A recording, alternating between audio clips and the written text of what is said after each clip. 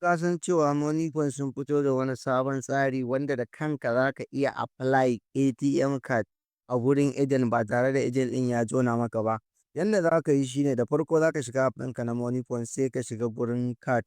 Bayan ka shiga gurin card sai ka gangaro order a card sai ka danna gurin. Bayan ka danna sai ka zaɓi account ɗin da kake so ka sa katin da shi. Bayan ka zaɓa get a physical card sai ka danna shi.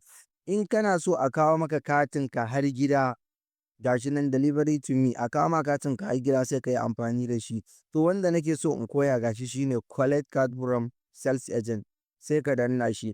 In kana da wani mai POS yanda yake kusa da kai kuma ka san yana si da ATM, abin da za ka yi kawai akan number shi za ka sa. Bari mu saka wani akan number a misali. Yanzu gashi na saka akan number, gashi ya fito akan Abu Asma Enterprise. Kana danna next zai baka, za ka zaɓa wani suna kake so ka saka. Yanzu a misali bari in zaɓi Ahmad Abdullahi card name sai ka saka duk abin da kake so ya zama ya fito a jikin katin.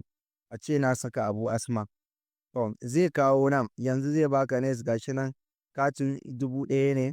Yanzu kana sawa ka yadda ka saka sai ka je can ƙasa ka ja shi sai ka danna nan. Kana dannawa zai baka gurin requesting kati. Kana zuwa shikenan ka riga ka gama. Sannan kuma bayan ka gama apply ɗin katin, za ka je gurin agent ɗin ka je ka karɓi ATM card ɗin. Kana karɓa za ka ƙara dawowa nan gurin. Bayan ka dawo sai ka haska ATM card ɗin a cikin app ɗinka za ka ga gurin QR code ka scanning QR code na jikin ATM ɗin. Kana scanning za su baka gurin ka sa pin. Kana sawa sai ka sa fuskarka. Kaga ka assigning kati ba tare da cewa shi ya tura maka ba, kai da kanka ka assigning, wanda shi agent ɗin ma babu abin da zai yi sai dai ka je shagon shi kawai ka ce ya baka ATM card. Wanda in ka je ka shiga app ɗin, in kana son number wayan mai POS ɗin ba sai ka je shagon shi ba, sai ka ƙara zuwa gurin card ɗin. Ba ga shi ba view details sai ka danna.